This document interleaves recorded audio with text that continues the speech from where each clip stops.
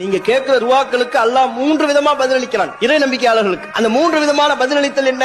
ஒன்று, அவர் கேட்பதையே தருவான், என்ன கேட்கிறோமோ அதையே தருவான், அது பதிலளித்தல். இரண்டாவது முறை ஒன்று இருக்கிறது அல்லாஹ்வுடைய பதிலளித்தலில், அவர் எதை கேட்கிறாரோ அதை அல்லாத இன்னொன்றை அல்லாஹ் அவருக்கு தருவான். அவர் ஒன்னு நன்மை விளங்கி கேட்பாரு, ஆனா அல்லாஹ் தான் அவருக்கு எது நன்மை என்பதை அல்லாஹ் தான் பரிபூர்ணமா அறிந்தவனாக இருக்கிறான். அவர் கேட்டதை கொடுக்காம இன்னொன்னு அல்லாஹ் கொடுப்பான். மூன்றாவது முறை கேட்டதையும் அல்லாஹ் கொடுத்திருக்க மாட்டான், அவர் கேட்டது அல்லாத இன்னொன்றையும் கூட அல்லாஹ் அவருக்கு கொடுத்திருக்க மாட்டான். நபிகள் நாயகம் ஸல்லல்லாஹு அலைஹி வஸல்லம் அவர்கள் சொல்கிறார்கள், அவருடைய பிரார்த்தனையை அல்லாஹ் மறுமையில சேமிப்பா வைப்பான். மறுமை நல்ல மூமின்கள் செல்வார்கள், சுவனத்திற்குள் நுழைகின்ற பொழுது ஏராளமான பரிசு மலைகளை அல்லாஹ் குவித்து வைத்திருப்பான். அமல்களுக்குரிய கூலிகளாக அங்கே அவருக்கு சொல்லப்படும், இந்தாப்பா இதெல்லாம் உனக்குரியதுதான் அப்படின்னு அல்லாஹ் அந்த அடியாருக்கு கொடுப்பானு. அப்ப அந்த அடியார் கேட்பாரு, இறைவா இவ்வளவு பரிசுகளை பெறக்கூடிய வகையில நான் எதையுமே செய்யலையே, நான் எந்த செயலை செய்ததற்காக இவ்வளவு வெகுமதிகள் இவ்வளவு பரிசுகள் மலை போல் குவிக்கப்பட்டிருக்கிறது? அந்த அடியானுக்கு பதில் சொல்லப்படும், இது எல்லாமே உன்னுடைய பிரார்த்தனை, உன்னுடைய எந்த பிரார்த்தனையும் வீண் போகல.